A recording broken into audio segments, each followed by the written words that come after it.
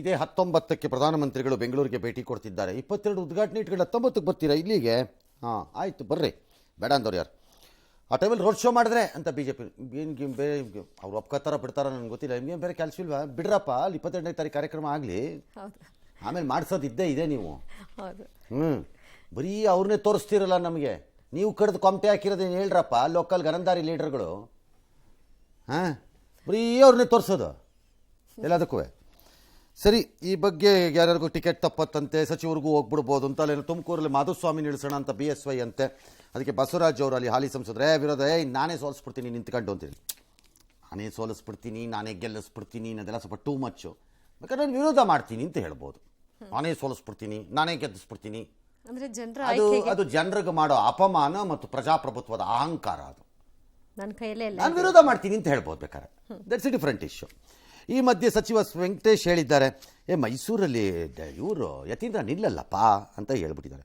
ಅಲ್ಲಿ ಚಂಡೀಗಢದಲ್ಲಿ ಕಾಂಗ್ರೆಸ್ AAP ಜಂಟಿಯಾಗಿ BJPನ face ಮಾಡ್ತಂತೆ. ಯಾವುದೋ ಮೇಯರ್ ಎಲೆಕ್ಷನಲ್ಲಿ ಮಾಡ್ಬೋದು. ಅಲ್ಲಿಗೆ ಇಲ್ಲೊಂದು ಅಷ್ಟೇ. ಏನೀಗ ಪಂಜಾಬಲ್ಲಿ ಹೊಡೆದಾಡೋಣ ಬಿಡ, ಕತ್ತರ್ ಸಾಕಣ ಒಬ್ರಿಗೊಬ್ರು ರಕ್ತ ಬರೋಂಗೆ. ಲೋಕಸಭೆ ಅದು ಅಡ್ಜಸ್ಟ್ ಮಾಡ್ಕೋಣ. ಏನೀಗ ಅಡ್ಜಸ್ಟ್ಮೆಂಟ್, ಇದು ಅಡ್ಜಸ್ಟ್ಮೆಂಟ್ ಪಾಲಿಟಿಕ್ಸ್ ಅಲ್ವಾ? ಆಗಲೇಬೇಕಲ್ವ ಅಲ್ಲ? ಆಲ್ ರೈಟ್, ನಾನು ಯಾರನ್ನಾರು BJP ಅವ್ರನ್ನ ಕೇಳ್ಬಿಟ್ಟು ಹೇಳ್ತೀನಿ ಅದನ್ನು, ಇದು ಅಡ್ಜಸ್ಟ್ಮೆಂಟ್ ಅಲ್ವಾ ಅಂತ. ಅದಕ್ಕೆ ಪರಿಣಿತರಿದ್ದಾರೆ, ಅವ್ರನ್ನ ಕೇಳ್ಬಿಟ್ಟು ಹೇಳ್ತೀನಿ. ಎಸ್, ಜ್ಞಾನವಾಪಿ ಮಸೀದಿಯ ನೀರಿನ ಕೊಳ ವಾಜೂಖಾನ ಶುದ್ಧೀಕರಣ ಮಾಡೋದಕ್ಕೆ ಅನುಮತಿಯನ್ನು ಸುಪ್ರೀಂ ಕೋರ್ಟ್ ಕೊಟ್ಟಿದೆ. ಅಲ್ಲೇ ಶಿವಲಿಂಗದ ಮಾದರಿ ಇದೆ ಅದು ಅಂತ ಕೆಲವ್ರದ್ದು ವಾದ. ಈಗ ಅದೇನಾಗುತ್ತೋ ಗೊತ್ತಿಲ್ಲ. ಇನ್ನು ಮಥುರಾ ಕೃಷ್ಣ ಜನ್ಮಭೂಮಿ ಪ್ರಕರಣ ಸಂಬಂಧ ಶಾಹಿ ಈದ್ಗಾ ಮೈದಾನ ಮಸೀದಿಯ ವೈಜ್ಞಾನಿಕ ಸಮೀಕ್ಷೆಗೆ ಅಲಹಾಬಾದ್ ಹೈಕೋರ್ಟ್ ನೀಡಿದ್ದ ಆದೇಶಕ್ಕೆ ಈಗ ಸುಪ್ರೀಂ ಕೋರ್ಟ್ ತಡೆ ಕೊಟ್ಟಿದೆ. ಮಾಡಿಕೂಡ್ದು ತಕ್ಷಣಕ್ಕೆ ಅಲ್ಲೇ ಇರಿ ನೋಡೋಣ ಅಂತ. ಆಲ್ ರೈಟ್, ನೋಡೋಣ ಏನಾಗತ್ತಾ ಏನೋ ಮುಂದೆ, ಯಾರಿಗೆ ಗೊತ್ತು. ಕಾಯಲೇಬೇಕು. ಒಳ್ಳೆ ಕಥೆ ಆಯ್ತಲ್ಲ, ಯಾರೋ ಹೇಳ್ಬಿಟ್ರು ಅಂತ ಅದನ್ನು ಕೆಡವಾಕ್ಬಿಡ್ತೀನಿ, ಇದನ್ನು ಒದ್ದಾಕ್ಬಿಡ್ತೀನಿ, ಹೇಳಿದಷ್ಟು ಸುಲಭ ಅಲ್ಲ, ಹಂಗಾಗಲ್ಲ ಅಂತಂದಿದ್ದು ನಾನು. ಎಸ್, ಅಯೋಧ್ಯೆ ರಾಮ ಮಂದಿರ ಲೋಕಾರ್ಪಣೆ ಹೊತ್ತಿನಲ್ಲಿ ರಾಮಾಯಣಕ್ಕೆ ಸಂಬಂಧಿಸಿದಂತಹ ಸುಕ್ಷೇತ್ರ ಆಂಧ್ರದ ಲೇಪಾಕ್ಷಿಗೆ ಪ್ರಧಾನಿ ಮೋದಿ ಅವರು ಭೇಟಿ ಕೊಟ್ಟಿದ್ದಾರೆ. ವೀರಭದ್ರಸ್ವಾಮಿ, ಪಾಪನಾಶೇಶ್ವರ, ದುರ್ಗಾದೇವಿಯ ಸನ್ನಿಧಿಯಲ್ಲಿ ಪ್ರಧಾನಿ ಮೋದಿ ವಿಶೇಷ ಪೂಜೆಯನ್ನು ನೆರವೇರಿಸಿದರು. ವೀರಭದ್ರಸ್ವಾಮಿ ದೇವಾಲಯದಲ್ಲಿ ಪ್ರಧಾನಿ ಮೋದಿ ಭಕ್ತಿ ಪರವಶರಾಗಿ ಜೈ ಶ್ರೀರಾಮ್ ಜಯರಾಮ್ ಅನ್ನುತ್ತಾ ಚಪ್ಪಾಳೆ ಹೊಡೆಯುತ್ತಾ ವೇದ ಪಂಡಿತರ ಜೊತೆಗೂಡಿ ಭಜನೆ ಮಾಡಿದರು. ಈ ಸಂದರ್ಭದಲ್ಲಿ ಪ್ರಧಾನಿ ಮೋದಿಗೆ ಆಗಮಿಕರು ಆಶೀರ್ವಚನ ನೀಡಿದರು. ಅಮೃತತ್ವಾಯ ಜೀವಸೇ ಜಾತಾಂ ಜನಿಷ್ಯಮಾಣಾಂಚ ಅಮೃತೆ. ಹಳೆ ಬಾಕಿ ಸೇರಿ ಆಸ್ತಿ ತೆರಿಗೆ ವಸೂಲಿಗೆ ಮುಂದಾಗಿರೋ BBMP ಕ್ರಮಕ್ಕೆ ವ್ಯಾಪಕ ವಿರೋಧ ಆಗಿದೆ. ಅವರು ಮಂತ್ರಿಗಳೇ ವಿರೋಧ ಮಾಡಿದ್ದಾರೆ ಅದನ್ನೆಲ್ಲ ಕೆಲವರು. ಇದು BJP ತಂದ ಕಾನೂನು, ನಾವು ಜಾರಿ ಮಾಡಬೇಕು ಅಷ್ಟೇ, ನೋಡೋಣ ಅಂತಂದಿದ್ದಾರೆ DCM. ಅಲ್ರಿ, BJP ಇವ್ರು ತಂದ ತಕ್ಷಣ ಅದನ್ನು ಕ್ಯಾನ್ಸಲ್ ಮಾಡಬೇಕು ತಾನೆ, ಅದು ನಿಮ್ಮ ಏಕೈಕ ಕರ್ತವ್ಯ ಅಲ್ಲವೇ? ಅವ್ರು ಮಾಡೋದನ್ನು ಒಪ್ಪಲ್ಲ, ನಾವು ಒಪ್ಪಬಾರ್ದು. ಇದನ್ನು ಮಾತ್ರ ಹಾಗೆ ಒಳ್ಳೆ ಜೇನುತುಪ್ಪ ಸಿಕ್ತು ಅಂತ ನೆಕ್ತಾ ಇದ್ದೀರಾ, ಕಾಟ ಕೊಟ್ಕೊಂಡು ಜನಕ್ಕೆ. ನೀರಾಯಿತು, ಕರೆಂಟ್ ಆಯಿತು, ಆಮೇಲೆ ಏನಾಯ್ತು ಇನ್ನು ಬೇರೆ?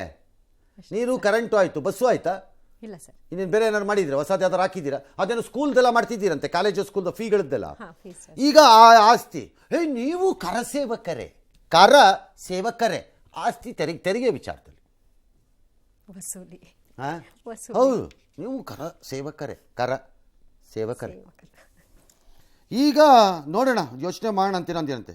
ಯೋಚನೆ ಪಟ್ನೆ ಇಲ್ಲ. ಹಳೆಯದನ್ನ ಟ್ಯಾಕ್ಸ್ಗೆ ಯಾತಕ್ಕೆ ನೋಟಿಸ್ ಕೊಡಲಿಲ್ಲ ನೀವು ಜನಕ್ಕೆಲ್ಲ? 3 ವರ್ಷ ಕತೆ ಕಾಯ್ತಾ ಇದ್ರ. ಆಫೀಸರ್ಸ್ಗಳಿಗೆ ಯಾವತ್ತು ಫೈನ್ ಹಾಕ್ತೀರಿ? ಫ್ಲೆಕ್ಸ್ ಹಾಕೋರ ಮೇಲೆ ಮುಲಾಜಿಲ್ದೆ ಕೇಸ್ ಹಾಕ್ರಿ. ನನ್ನ ಮನೆ ಮುಂದೆ ಹಾಕಿದ್ರು.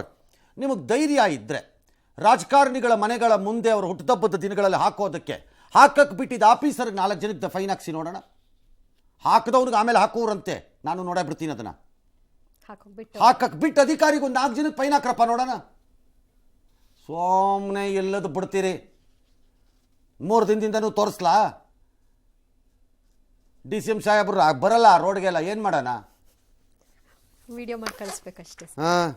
ಎಸ್, ರಾಜ್ಯದ 22 ಜಿಲ್ಲೆಗಳ ಮಧ್ಯೆ ಸಂಪರ್ಕ ಕಲ್ಪಿಸುವಂತಹ ಪೀಣ್ಯ ಫ್ಲೈಓವರ್ 4 ದಿನ ಬಂದ್ ಆಗ್ತಾ ಇದೆ. ಇಂದು ರಾತ್ರಿ 11 ಗಂಟೆಯಿಂದ ಜನವರಿ 19ರ ಬೆಳಗ್ಗೆ 11 ಗಂಟೆವರೆಗೂ ಫ್ಲೈಓವರ್ ಬಂದ್ ಆಗುತ್ತೆ. ರಾಷ್ಟ್ರೀಯ ಹೆದ್ದಾರಿ ಪ್ರಾಧಿಕಾರದ ಅಧಿಕಾರಿಗಳು ಕೇಬಲ್ ಅಳವಡಿಕೆ ಕಾರ್ಯವನ್ನ ಮಾಡೋದಕ್ಕೆ ಪೂರ್ಣ ಮಾಡ್ತಾ ಇದ್ದಾರೆ. ಹೆವಿ ವೆಹಿಕಲ್ಗಳ ಓಡಾಟದ ಪರೀಕ್ಷೆ ನಡೀತಾ ಇದೆ. ಹೆವಿ ವೆಹಿಕಲ್ಗಳ ಓಡಾಟಕ್ಕೆ ಈಗಾಗಲೇ ಪ್ರಯತ್ನಗಳಂದ್ರೆ ಬಸ್ಸು ಲಾರಿಗಳನ್ನೆಲ್ಲ ಈ ಮೇಲ್ಸೇತುವೆ ಸಂಚಾರಕ್ಕೆ ಬಿಡ್ತಾರೆ.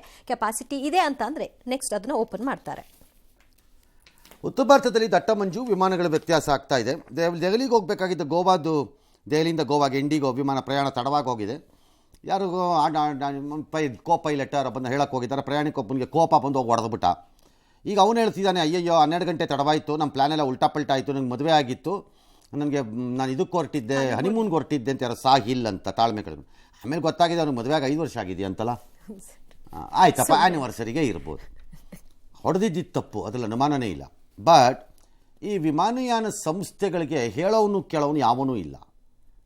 ಅವ್ರು ಹೇಳಿದ್ದೇ ನಡೆದಿದ್ದೆ. ಹೆಚ್ಚಿಗೆ ಮಾತಾಡಿದ್ರೆ ಹೆದರ್ಸೋದು, ನಿಮ್ಮನ್ನು ನೋ ಫ್ಲೈ ಲಿಸ್ಟಲ್ಲಿ ಹಾಕ್ಬಿಡ್ತೀವಿ, ಅದು ಮಾಡಿಬಿಡ್ತೀವಿ, ಇದು ಮಾಡಿ. ಏನು ನಾವೇನು ಭಿಕ್ಷುಕರ? ರಕ್ತ ಸುರಿದಂಗೆ ಸುರಿತಾ ಇದ್ದೀರಿ ದುಡ್ಡನ್ನು ಟಿಕೆಟಿಂದು. ಸರಿಯಾದ ಸೌಕರ್ಯ ಕೊಡೋಕ್ಕೆ ನೆಟ್ಟಿಗೆ ಫ್ಲೈಟ್ ಕ್ಯಾನ್ಸಲ್ ಮಾಡೋದನ್ನ ಹೇಳೋಕ್ಕಾಗಲ್ವಾ ಅಯೋಗ್ಯರುಗಳಿಗೆ?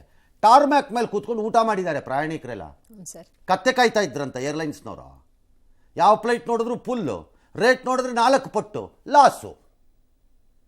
ಯೋಗ್ಯತೆ ಇಲ್ದಿದ್ಮೇಲೆ ನಡೆಸಬಾರ್ದಪ್ಪ. ಅಷ್ಟೇ.